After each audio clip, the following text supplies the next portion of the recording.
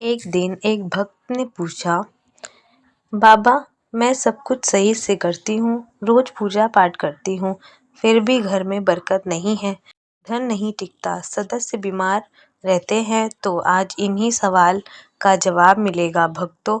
घर के मंदिर में जलने वाले दीपक, घंटी रोज धोने वालों और गौर से सुन लीजिए वो, वरना पूरा घर हो जाएगा बर्बाद, हो जाएगी पैसे की तंगी। आप सभी का दिल से, आत्मा की गहराइयों से स्वागत है। दोस्तों, जीवन में चाहे कितनी भी मुश्किलें क्यों ना आए, एक चीज कभी मत भूलिए, पूजा मंदिर में रखी घंटी, देवी देवताओं की मूर्तियां और जलते दीपक के साथ कुछ गलतियां ऐसी होती है जो अगर हो गई तो किस्मत का पहिया उलट घूमने लगता है। ऐसा दुर्भाग्य आता है कि संभलने पे भी नामुमकिन हो जाता है। घर में बरकत रुक जाती है, खुशियां सूख जाती है और गरीबी ऐसे कदम जमा लेती है कि चाह कर भी हटती नहीं। भक्तों, हो सकता है आप भी अनजाने में वही गलतियां कर रहे हो, इसलिए पैसा पास टिकता नहीं, घर में अशांति रहती है और सफलता बस दूर से हाथ हिलाती है। हम बिना समझे जाने अनजाने में कुछ ऐसा कर बैठते हैं जो हमारे भाग्य का दरवाजा बंद कर देता है, और जब सब हाथ से निकल जाता है तब हमारे पास रह जाता है सिर्फ पछतावा और ताने। लेकिन घबराइए मत, आज इस वीडियो में हम आपको पूजा मंदिर में से जुड़ी वे रहस्यपूर्ण बातें बताएंगे जिन्हें सुनकर आपका दिल सुख खुद कहेगा, गुरुजी, आपने तो मेरी सोई किस्मत जगा दी। तो दोस्तों, इस वीडियो को अंत तक देखना, क्योंकि यह सिर्फ जानकारी नहीं है, आपकी जिंदगी बदलने की कुंजी है। पूज्य गुरु जी ने कहा है, बहुत से लोग पवित्र वस्तुओं को धर्म का प्रतीक मानकर मंदिर में रख लेते हैं, लेकिन वही सबसे बड़ी गलती कर बैठते हैं।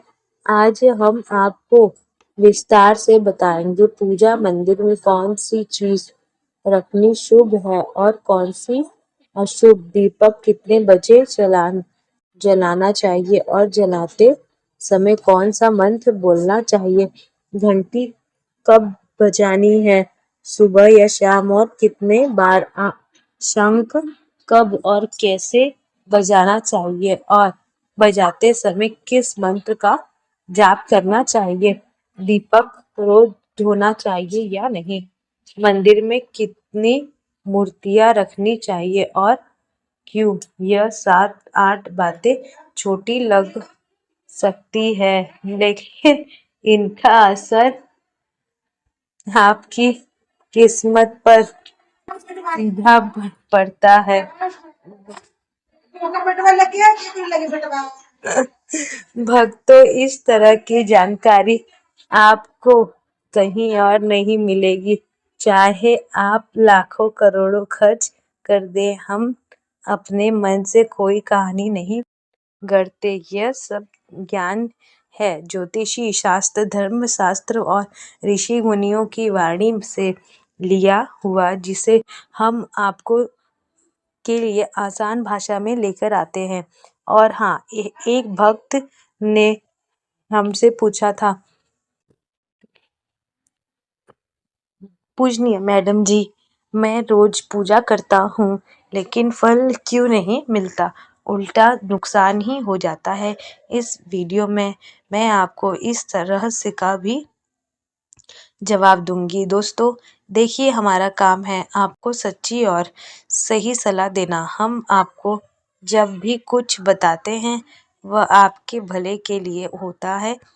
अब इसे मानना या ना मानना यह पूरी तरह आपकी मर्जी है, लेकिन भक्तों, एक बात दिल पर हाथ रखकर कहेंगे, अगर मान लोगे तो आपका बेड़ा पार हो जाएगा। इस वीडियो को अंत तक देखने के बाद आपको किसी भी तरह की परेशानी का सामना नहीं करना पड़ेगा। आगे आपकी समझ, आप खुद ही इतने बुद्धिमान हो कि सही गलत का फर्क जान सकते हो। तो चलिए भक्तों, बिना समय गवाए शुरू करते हैं आज का यह बेहद खास और जीवन बदलने वाला वीडियो। पूजनीय गुरुजी कहते हैं, पूजा हमारे जीवन का अभिन्न हिस्सा है। हर कोई किसी न किसी देवी देवता की आराधना करता है। कोई माँ दुर्गा के चरणों में शीश झुकाता है तो कोई भगवान विष्णु के नाम का स्मरण करता है और हाँ, उनकी पूजा का फल भी मिलता है। लेकिन क्या आप जानते हैं, छोटी छोटी अनजानी गलतियाँ ही उस फल को रोक देती है। यह गलतियाँ इतनी मामूली लगती है कि हम उन्हें नज़रअंदाज कर देते हैं, लेकिन शास्त्रों में से साफ लिखा है, पूजा में पूर्ण फल पाना है तो इन बातों का ध्यान रखना जरूरी है। आज हम बात करेंगे घर के मंदिर में दीपक और घंटी के सही उपयोग के बारे में। क्या दीपक को रोज धोना चाहिए या हफ्ते में 1-2 बार धोना चाहिए? धातु का दिया हो तो कब और कैसे साफ करना चाहिए? मिट्टी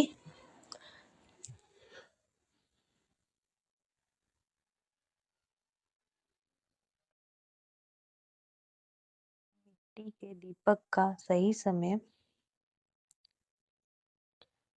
और सही अवसर कौन से हैं? मंदिर में किस प्रकार की घंटी का उपयोग सबसे शुभ माना जाता है? घंटी का कब बजानी है, कितनी बार बजानी है और क्या शाम की पूजा में घंटी बजाना उचित है? इन सभी सवालों के जवाब आपको आज की इस वीडियो में मिलेंगे। भक्तों, एक बात याद रखिए, अधूरी जानकारी कभी कभी नुकसानदायक हो होता है साबित होता है, इसलिए इस वीडियो को अंत तक देखना जरूर है। कुछ लोग होते हैं कि जो वीडियो को इधर उधर से काट कर देखते हैं, बीच से स्किप करते हैं और फिर कहते हैं कि जीवन में सफलता क्यों नहीं मिल रही। अरे, जब ज्ञान ही आधा अधूरा ले रहे हो तो फल पूरा कैसे मिलेगा? और सच कहूँ तो कई लोग तो नाच गाने और अर्धनग्नता वाले वीडियो पूरे देख लेते हैं, लाइक भी करते हैं, सब्सक्राइब भी करते हैं, लेकिन जब हम आपके भले के लिए ज्ञान की बात करते हैं तो आधा छोड़कर चले जाते हैं। फिर शिकायत करते हैं कि जीवन में अंधकार क्यों है। भक्तों, ये ज्ञान आपको कहीं और नहीं मिलेगा, ना किताबों में इतनी साफ भाषा में, ना किसी पंडित से मुफ्त में। तो इसे छोड़ना अपने जीवन की बरकत छोड़ने के बराबर है। अब फैसला आपका है, देखो या अनदेखा करो, लेकिन जो देखेंगे और जो समझेंगे उनका कल जरूर उज्जवल होगा। तो चलिए भक्तों, बिना और सफाई दिए शुरू करते हैं आज का यह पवित्र और जीवन परिवर्तनकारी सफर। भक्तों, सबसे पहले बात करते हैं मिट्टी के दिए की। यह साधारण सा दिखने वाला दिया वास्तव में शुभता और पवित्रता का प्रतीक है। दिवाली हो, कोई धार्मिक पर्व हो या फिर कोई बड़ा अनुष्ठान, मिट्टी का दिया जलाने का अपना ही महत्व है। घर के मंदिर में या दरवाजे के पास जब इसे जलाया जाता है तो ऐसा लगता है मानो लक्ष्मी माता खुद आपके आंगन में प्रवेश कर रही है। लेकिन भक्तों, ध्यान दीजिए, जब यह दिया मंदिर में रखा जाता है तो इसके नियम बदल जाते हैं। मिट्टी का दिया एक बार जलाने के बाद दोबारा मंदिर में नहीं रखना चाहिए। हर बार नया मिट्टी का दिया ही उपयोग करना शुभ माना गया है। ऐसा करने से वस्तु दोष दूर रहता है और घर में बरकत बनी रहती है। अब आगे इस वीडियो में हम जानेंगे मंदिर की घंटी से जुड़े हुए रहस्य जो शायद आपको पहले कभी नहीं बताए गए। तो भक्तों, वीडियो को अंत तक ज़रूर देखिए। और हाँ, एक छोटी सी विनती, अगर अभी तक आपने इससे 24 हिंदी वाइज को ज्ञान भरी बातें को सब्सक्राइब नहीं किया है तो कर लीजिए और वीडियो को एक प्यारा सा लाइक ज़रूर दीजिए। साथ ही अपनी राशि या शुभ नाम कमेंट में ज़रूर लिखिए, क्योंकि समय समय पर राशि से जुड़े भाग्य और परेशानियों को दूर करने के अचूक उपाय बताते हैं। अब आते हैं धातु के दो पर। आपने देखा होगा कि लोग पीतल या तांबे के दिए इस्तेमाल करते हैं। यह न केवल सुंदर होते हैं बल्कि इनका धार्मिक महत्व भी अत्यंत गहरा है।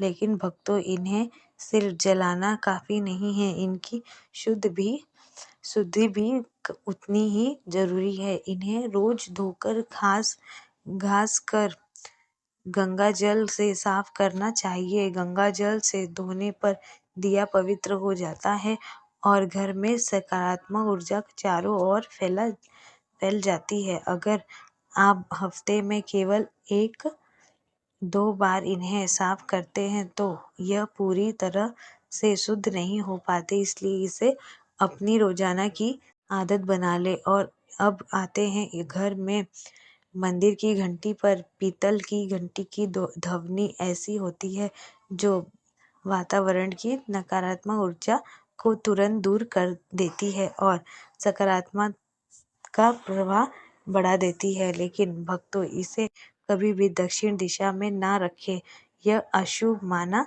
जाता है। घंटी को हमेशा पूजा स्थल के पास या मंदिर के प्रवेश द्वार पर रखें। सबसे शुभ घंटी वह होते हैं जिस पर गरुड़ की नक्काशी हो।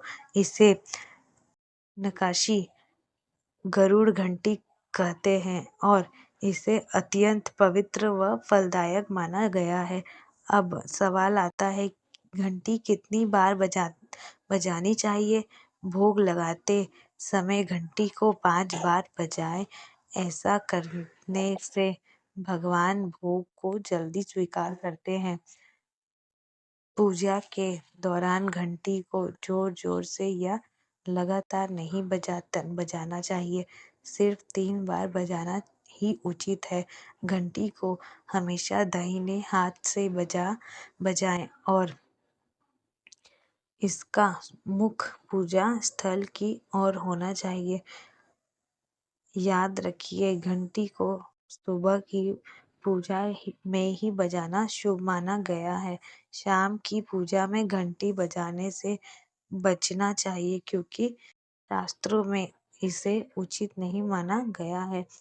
इन नियमों का पालन करने से आपका पूजा पाठ कई गुना अधिक फलदायक और प्रभावी हो जाएगा। भक्तों, यह बातें छोटी लग रही है, लेकिन इनका असर आपको किस्मत पर गहरा पड़ेगा। भक्तों, एक और बहुत ही महत्वपूर्ण बात जो अक्सर लोग नजरअंदाज कर देते हैं, जब भी आप किसी मंदिर जाएं, खासकर घर के बाहर वाले मंदिर में, तो मंदिर में प्रवेश करते समय ही घंटी बजाएं। मंदिर से बाहर निकलते समय घंटी बजाने की कोई आवश्यकता नहीं होती। जब आप घंटी बजाते हैं तो सिर्फ आवाज नहीं होती, यह भगवान को दिया गया संकेत होता है। प्रभु, मैं आपके द्वार पर आ चुका हूँ, आपकी शरण में हूँ। एक बार घंटी बजाने का मतलब है कि आपने भगवान के दरबार में प्रवेश कर लिया है और पूजा आरंभ कर रहे हो। 2 बार घंटी बजाने का अर्थ है कि आप अपनी प्रार्थना, अपने मन की बात सीधे भगवान के समक्ष रख रहे हैं। अब भक्तों, हम आपको कुछ ऐसी बातें बताते हैं जा रहे हैं जिन्हें शायद आपको कोई ना बताए, इसलिए इन बातों को ध्यान से सुनिए क्योंकि यह आपके पूजा पाठ को और भी अधिक फलदायी बना सकती है। लेकिन उससे पहले अगर आपने अभी तक कमेंट बॉक्स में जय माता लक्ष्मी ने नहीं लिखा है तो ज़रूर लिख दीजिए। आपके यह शब्द हमें आशीर्वाद जैसे लगते हैं और जब आप वीडियो को लाइक करते हैं तो हमारा मनोबल बढ़ता है। यही उत्साह हमें आपके लिए और भी मूल्यवान और आध्यात्मिक जानकारी लाने की प्रेरणा देता है। अब आइए जानते हैं पूजा मंदिर के कुछ आवश्यक नियम। पूजा करते समय आपका मुख हमेशा पूर्व दिशा की ओर होना चाहिए। यह दिशा सबसे शुभ मानी जाती है क्योंकि यहाँ से सूरज की पहली किरण आती है जो सकारात्मक ऊर्जा से भरी होती है। पश्चिम की ओर मुख करके भी पूजा की जा सकती है, लेकिन पूर्व दिशा का लाभ कई गुना अधिक है। घर की सीढ़ियाँ के पास पूजा घर बनाना अशुभ माना गया है क्योंकि वहाँ नकारात्मक ऊर्जा का प्रवाह अधिक होता है। भगवान का आसन हमेशा आपके आसन से ऊंचा होता है, कम से कम 10 इंच ऊंचा। भगवान की प्रतिमा को सीधे जमीन पर रखना अशुभ माना जाता है। ऊंचा आसन पूजा स्थल में सकारात्मक और ऊर्जावान माहौल बना देता है। पूजा करते समय हमेशा चटाई या आसन पर बैठे। यह न केवल आरामदायक है बल्कि ध्यान और श्रद्धा को भी स्थिर रखता है। तो ये रही सारी महत्वपूर्ण जानकारी दोस्तों। अगर आपको हमारी वीडियो अच्छी लगे हमारे चैनल को लाइक एंड सब्सक्राइब ज़रूर कीजिए। अगर आपने अभी तक चैनल को सब्सक्राइब नहीं किया है तो ज़रूर कीजिए। आपको इसी तरह महत्वपूर्ण जानकारी हमारी चैनल पे हर दिन मिलती रहेगी। धन्यवाद। जितना हो सके उतना शेयर कीजिए।